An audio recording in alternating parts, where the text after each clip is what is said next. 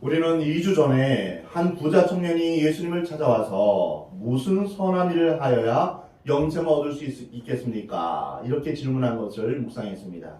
이 청년은 부자이면서 율법도 아주 잘 지켰습니다. 그러자 예수님은 내 소유를 팔아 가난한 자에게 주라. 그리하면 하늘에서 보화가 내게 있으리라. 그리고 와서 나를 따르라. 라고 말씀하셨습니다. 이에 청년은 재물이 많음으로 말씀을 듣고 근심하면서 예수님을 떠났습니다. 어리석은 부자 청년이 떠나자 예수님은 제자들에게 부자 청년의 사건에서 배울 수 있는 영적 진리를 가르쳐 주셨습니다. 바로 오늘 본문 23절입니다. 예수께서 제자들에게 이르시되 내가 진실로 너희에게 이르노니 부자는 천국에 들어가기가 어려우니라. 다시 너희에게 말하노니 낙타가 바늘귀로 들어가는 것이 부자가 하나님 나라에 들어가는 것보다 쉬우니라. 이렇게 말씀하셨습니다. 여기서 예수님은 같은 내용을 두 번이나 강조해서 말씀하셨습니다. 부자는 천국 가기가 심히 어렵다. 아주 고민스러운 말씀입니다. 예수님 당시의 유대인들은 부는 하나님의 축복으로 그렇게 이해했습니다. 욥도 거부였고 또한 아브라함이나 이삭도 거부였습니다. 부자가 된다는 것은 하나님의 복을 많이 받는다 이렇게 생각했습니다. 근데 예수님은 돈 좀 있다고 하는 사람은 천국 가기가 굉장히 어렵다 이렇게 말씀하십니다. 비유를 들어서 낙타가 바늘구멍에 들어가는 것보다 어렵다라고 말씀하십니다. 낙타가 바늘구멍에 들어간다. 이것은 하나의 관용구입니다. 이것은 거의 불가능한 일을 나타내는 그런 의미로 사용되는 말입니다. 만일 우리가 우리의 행위나 공로로 천국에 들어가려고 한다면 천국의 문은 바늘구멍과 같아서 그렇게 작아져서 절대로 들어갈 수 없다는 것입니다. 우리의 행위로는 절대로 하나님 나라에 들어갈 수 없다. 천국은 오직 믿음으로 갈 수 있습니다. 하나님의 은혜와 또한 하나님의 구원하심으로 말미암아 들어갈 수 있는 것입니다. 예수 그리스도를 믿고 하나님의 말씀을 믿을 때 천국 문은 열릴 수 있습니다. 예수님은 내가 진실로 너희에게 이르노니 이렇게 말씀하셨는데요. 이것은 특별히 강조할 때 하신 말씀입니다. 그렇다면 문제가 있습니다. 부자는 모두 다 구원받을 수 없고 천국에 갈 수 없다는 말입니까? 이렇게 우리가 의문을 품을 수 있습니다. 이 의문이 왜 우리에게 직접 관계가 있을까요? 그것은 모든 사람이 다 부자가 되기를 원하기 때문입니다. 그래서 새해에 덕담하는 말 중에서 어떤 말이 있죠? 부자 되세요. 이런 말을 우리가 보통 많이 하죠. 부자가 되는 것을 거부하는 사람은 보기 힘듭니다. 거의 없습니다. 근데 부자가 되면 천국 가기가 어렵다. 이렇게 예수님이 말씀하십니다. 그러니 이것은 보통 문제가 아닙니다. 이런 갈등은 우리뿐 아니라 예수님의 제자들도 똑같이 했던 것입니다. 그래서 우리가 하고 싶은 질문을 제자들이 대신 합니다. 오늘 본문 25절 말씀입니다. 제자들이 듣고 몹시 놀라 이르되 그렇다면 누가 구원을 얻을 수 있겠습니까? 몹시 놀랐다. 이것을 보면 제자들이 충격을 많이 받은 것으로 보입니다. 그러나 우리는 예수님이 말씀하신 의도를 좀 더 깊이 묵상할 필요가 있습니다. 예수님이 그토록 중요하게 강조하셨고 우리가 그 말씀을 받기가 어렵다면 분명히 여기에 깊은 의미가 담겨져 있는 것입니다. 예수님의 말씀을 깊이 묵상하면 부자라고 다 천국에 들어갈 수 없다는 말씀은 아닙니다.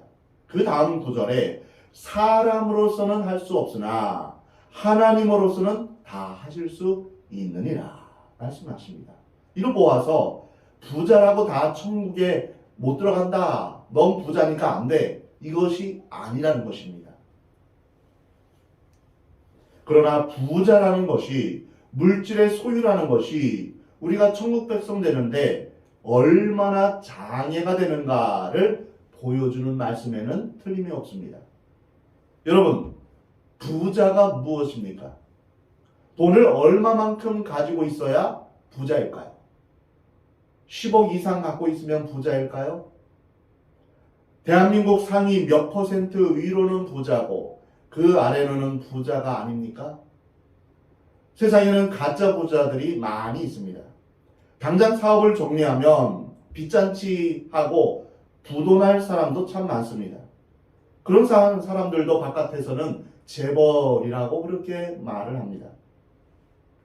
또 겉보기에는 별로 돈이 없는 것 같은데 속을 들여다보면 돈이 많은 속칭의 알부자라고 말하는 그런 사람들도 있습니다.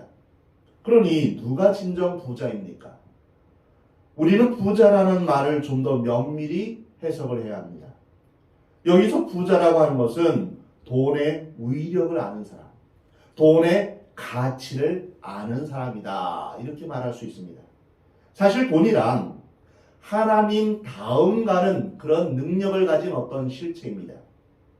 요즘은 북한에도 돈으로 다 통한다 이런 말이 있습니다. 돈을 주면 안 될 일도 다 된다 이렇게 말합니다. 돈의 힘, 이것은 때로는 권력보다도 큽니다. 이 사실을 예수님은 인정하셨습니다. 마태복음 6장에서 한 사람이 두 주인을 섬기지 못하나니 혹 이를 미워하고 저를 사랑하거나 혹 이를 중히 여기고 저를 경히 여김이라. 너희가 하나님과 재물을 겸하여 섬기지 못하느니라. 만약 우리가 재물을 중요하게 여긴다면 하나님은 그만큼 가볍게 여길 수 있다. 이러한 의미입니다. 이 말씀에는 돈이 하나님 못지않은 그런 위력을 발휘할 수 있는 그런 힘이 있다. 이런 의미입니다.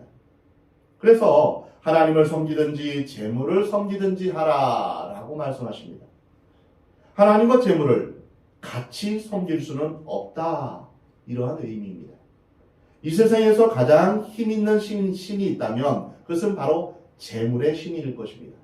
우상 숭배자들의 모든 그 근본적인 밑바탕을 보면 풍요, 재물, 그것을 원하는 것이 그 밑바탕에 깔려 있습니다. 자본주의의 치명적인 약점이 바로 이것입니다. 어떤 분이 말하기를 통일이 되면 자본주의의 가장 나쁜 점, 바로 돈의 위력이 먼저 북한을 침범할 것이다. 이렇게 말하는 사람도 있습니다. 지금 공산주의 체제가 무너진다 해서 자본주의가 완벽하게 옳다. 이렇게 말할 수 없습니다. 자본주의의 치명적인 약점은 바로 물질주의에 있습니다. 탐욕에 있습니다. 물질을 초월하고 물질과 비교할 수 없는 더 높은 가치를 우리에게 주시는 하나님에 대한 신앙이 없는 한 자본주의는 망하게 되어 있습니다. 물질은 그렇게 위험한 것입니다.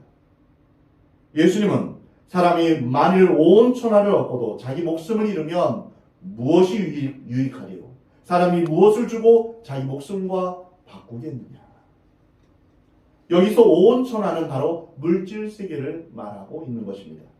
창고에 수많은 재물을 쌓아놓았다 할지라도 하나님께서 그 생명을 거두어 가신다면 무슨 소용이 있겠느냐는 것입니다. 어리석은 부자는 하나님과 상관없이 자기를 위해서 부를 축적했습니다.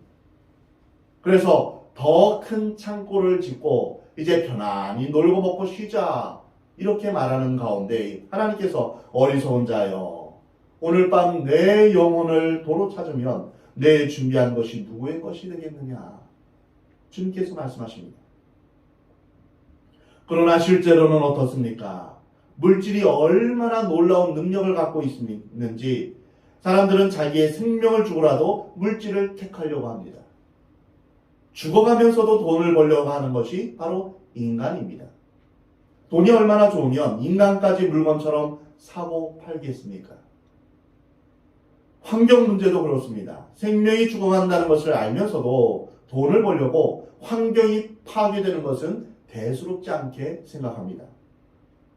돈을 벌기 위해서 나쁜 짓을 서슴지 않는 극단적인 일을 마다하지 않을 뿐 아니라 돈 때문에 양심도 팔고 신앙도 팔기는 그러한 일들이 얼마나 많이 있는지 모릅니다.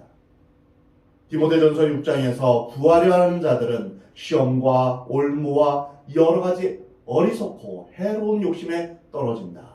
곧 사람으로 파멸과 멸망에 빠지게 한다라고 말씀하십니다.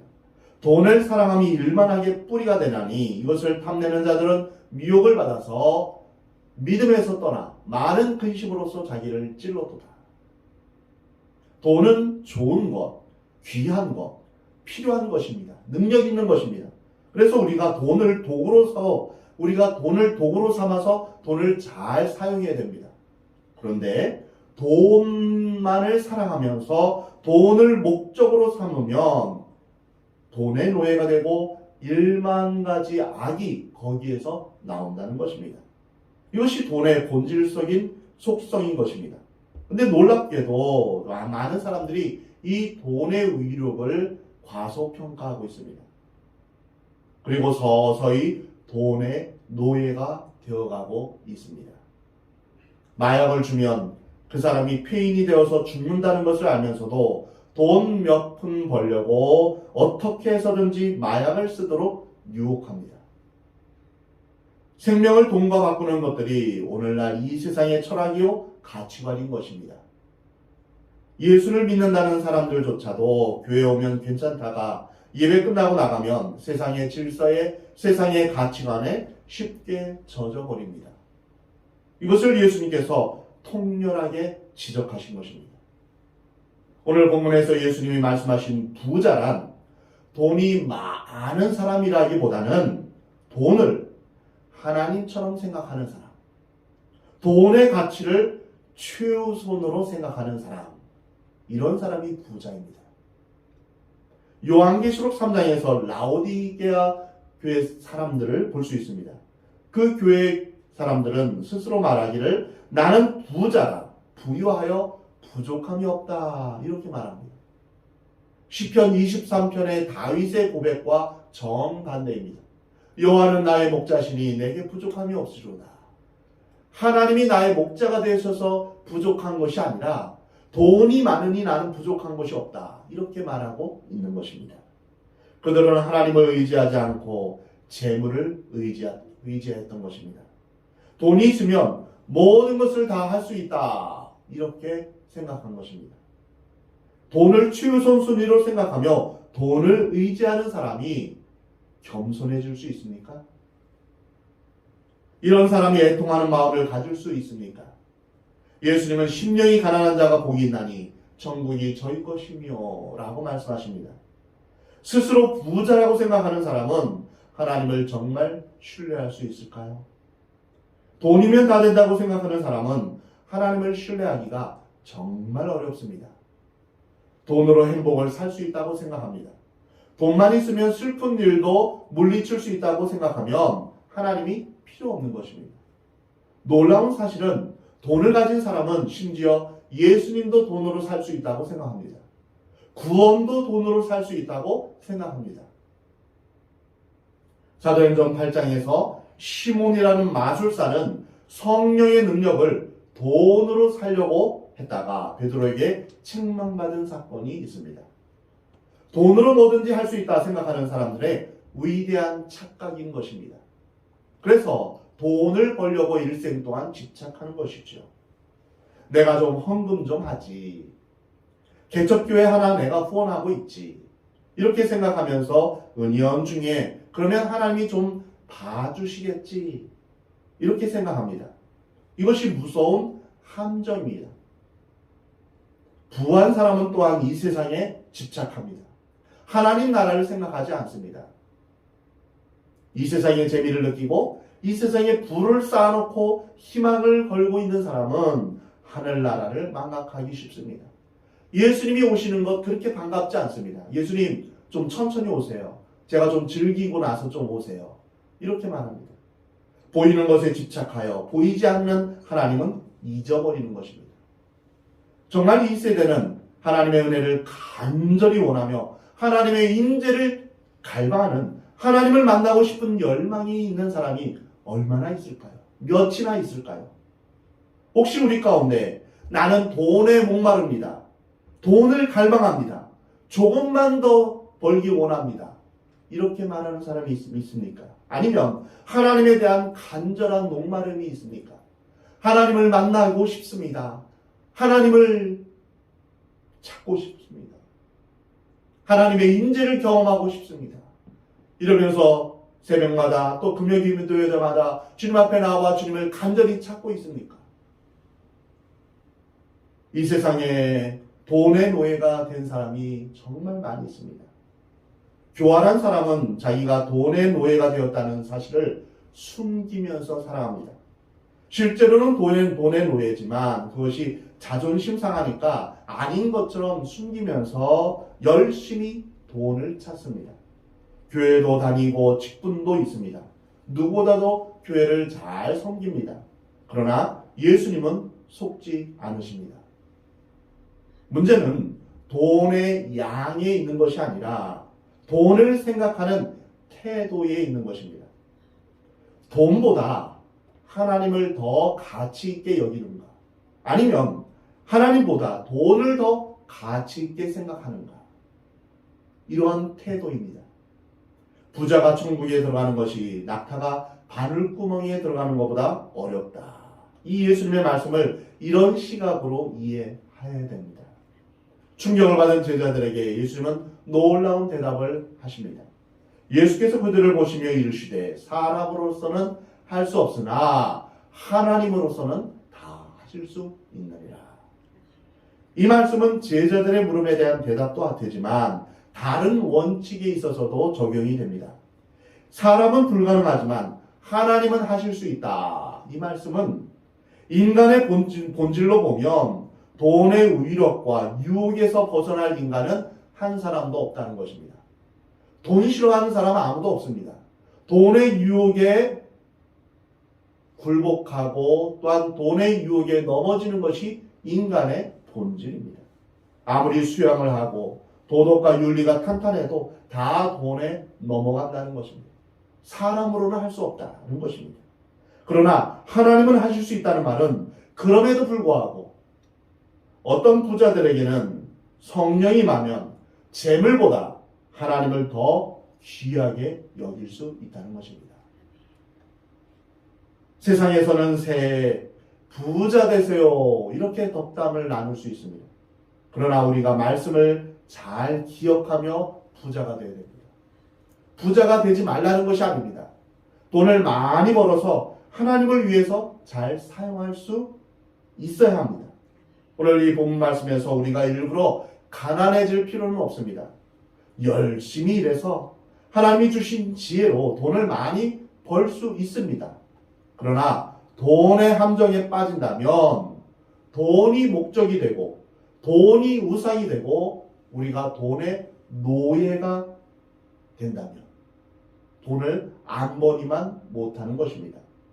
돈이 있으면서도 돈의 노예가 되지 않고 욕심의 터널에서 헤매지 않는 사람, 하나님을 경외하며 겸손하게 예수님을 나의 주인으로 섬길 수 있는 그러한 사람이 되기를 우리 하나님은 원하십니다. 부자에는 세 가지 유형이 있습니다.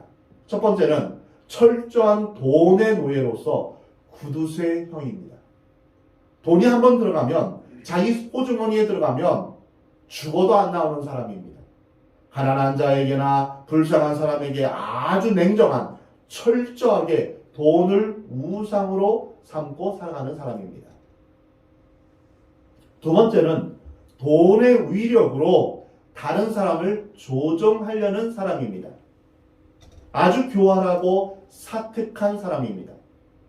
이 사람은 돈의 위력을 알기에 겉으로는 이 사람 저 사람에게 돈을 잘 씁니다. 그러나 그는 그렇게 돈을 쓰는 이유가 돈의 힘으로 모든 것을 조정하려고 하는 것입니다. 자기 뜻대로 다른 사람을 움직이려고 하는 것입니다.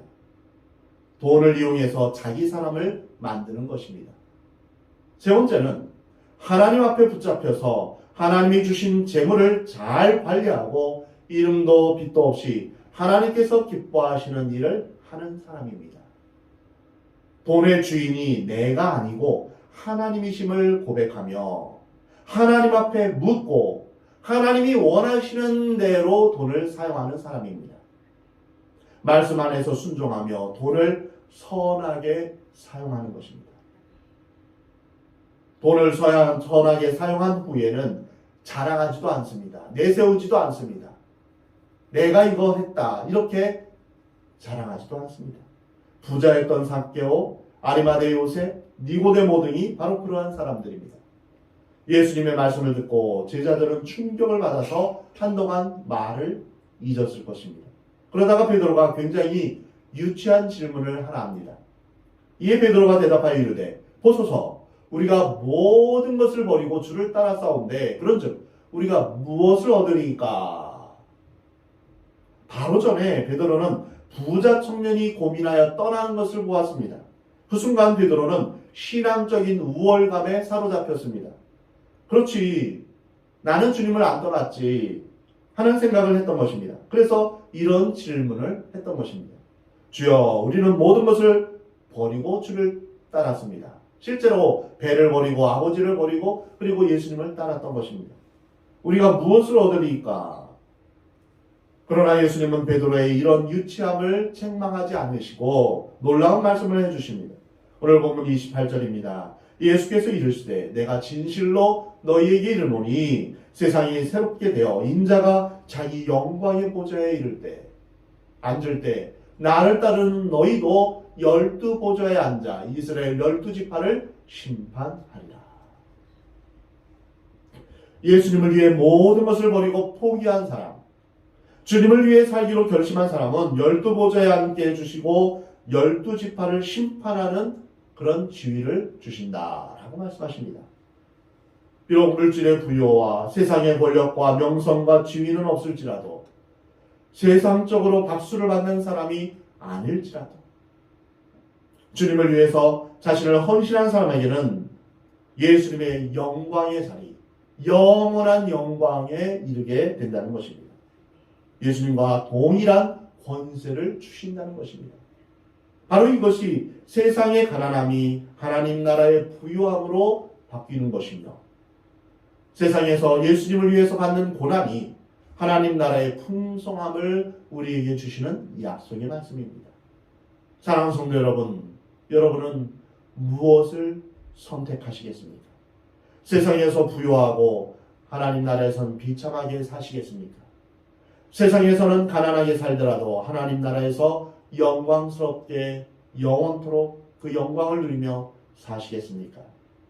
고통스러울지라도 하나님 앞에서 거룩하게 살며 복음을 위해서 핍박을 받을지라도 그것을 기뻐하는 삶을 사는 복된 여러분이 되기를 주의 이름으로 축원합니다.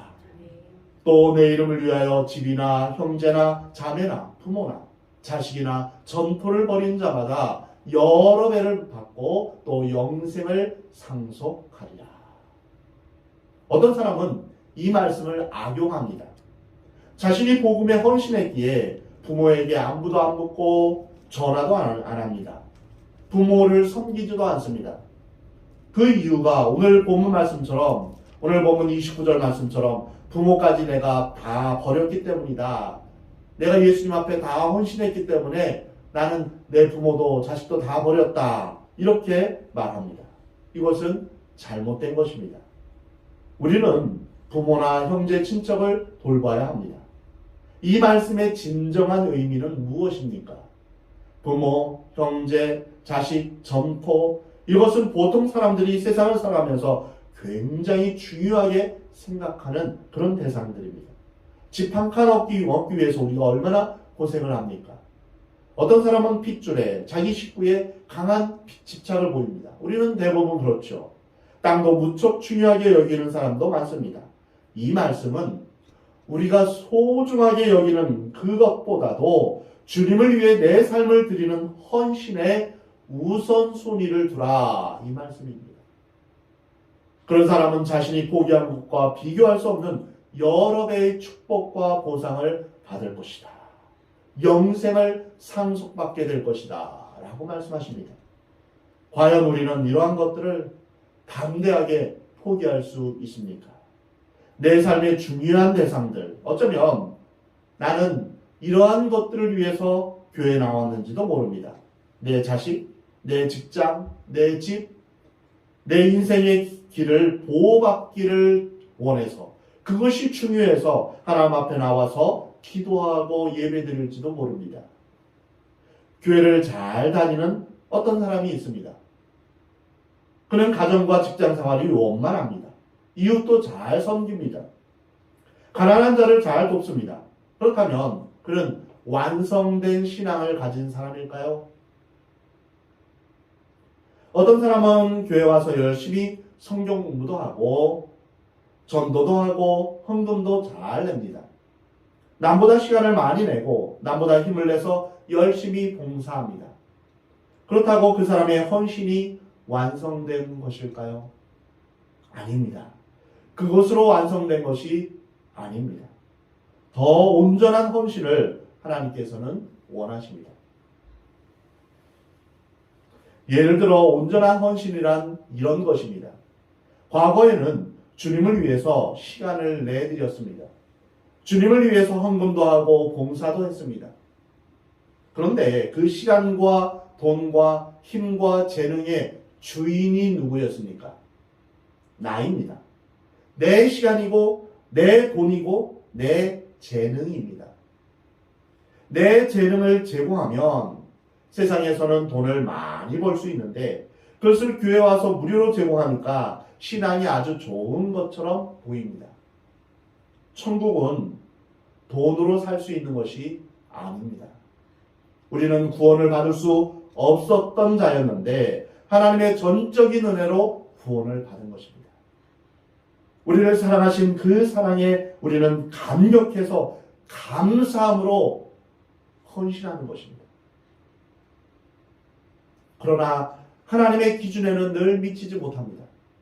하나님이 원하시는 것은 무엇일까요? 바로 우리 자신입니다. 자신의 아들을 십자가에 못 박혀 죽게 하시기까지 사랑하신 우리 한 사람 한 사람을 하나님께서는 원하시는 것입니다. 이렇게 헌신한 사람에게 이제 모든 것이 거꾸로 됩니다. 모든 것이 거꾸로 됩니다. 과거에는 우리 자신이 주님 앞에 시간을 드린다 했는데 이제는 하나님, 제가 이 시간을 어떻게 쓸까요? 이렇게 질문하게 됩니다. 내 시간의 주인은 내가 아니라 하나님이기 때문입니다. 이것이 온전한 헌신된 사람의 태도입니다. 어떤 사람은 교회 올 때 나와 주는 것 마냥 그렇게 옵니다. 예배를 드려주는 양 그렇게 옵니다. 헌금을 드려주는 것으로 생각합니다. 하나님께서는 그러한 헌금과 예배를 절대로 받으시지 않습니다.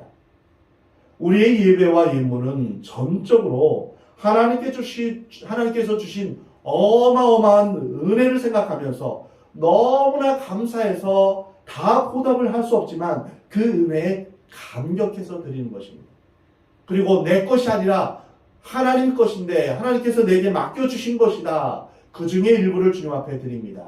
이러한 태도, 이러한 마음의 자세를 가지고 주님 앞에 드리는 것입니다. 결코 내 것 가지고 내가 생색내며 드리는 것이 아닌 것입니다. 끝으로 예수님의 경고를 보겠습니다. 오늘 본문 30절입니다. 그러나 먼저 된 자로서 나중되고 나중된 자로서 먼저 될 자가 많습니다. 사랑하는 성도 여러분, 여러분은 과연 먼저 된 자입니까? 아니면 나중된 자입니까?